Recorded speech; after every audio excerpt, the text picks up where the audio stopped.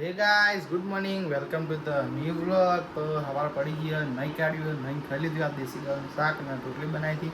હા તો પાહી જબ બ્યાલ ઉઠી નહીં પાહી પાહી ઊંઘી જાય.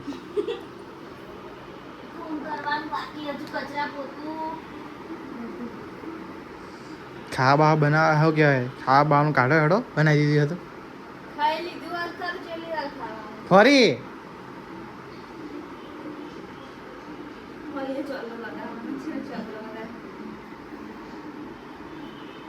તો આજ તો હું જાણું છું અમદાવાદ માલ લેવા. બરોબર માલ બધો પતી ગયો અને જોડે દિવાળી આવી ગઈ નહીં કોઈ હાવ થઈ જા તૈયાર.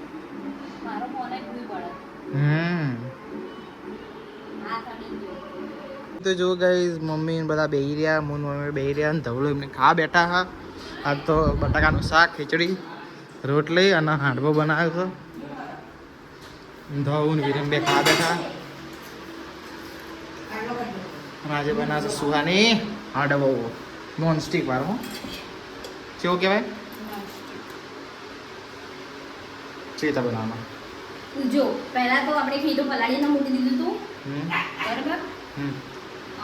મય ભેળેલું અલ્યા શું ભેળેલું શાનું ભેળેલું આમાં તો ભેળેલું આવે મોડવાનું પછી મરચું આડ્યું મરચા લીલા આદુ લસણ પછી અડદર ધણા જીરું બસ એટલું નાખ્યું ઈનો નાખી પછી આવી રીતે તેલ નાખવાનું રહી નાખવાની રહી ફૂટી જાય આમાં પેલું નાખ્યું તલ બી નાખ્યા હો.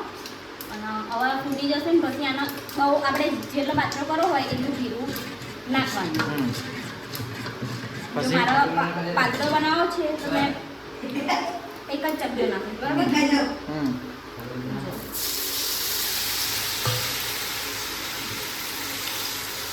એટલે પાત્ર બનશે. આ હાડો જેને ભાવે એને જ ભાવે બધાને ન ભાવે. એકદમ લો ગેસ કરી મતલબ ધીરો ગેસ કરી દેવાનો અને ધીમી આંચે પકવા દેવાનું મતલબ ચડવા દેવાનું. અને આ હાડવો એવો હોય કે જેને ભાવે એને જ ભાવે અને ગુજરાતીઓનો જે ફેવરેટ હોય. બંધાવીને ખા બેસી દે. તો ગાઈસ એ આપણે વ્લોગનો એન્ડ કરીએ બરાબર. જો સુવાની ઊંઘી જ ગયો તો હવે મળીએ નવા વ્લોગ સાથે નવા દિવસ સાથે. જય માતાજી જય દ્વારકાધીશ.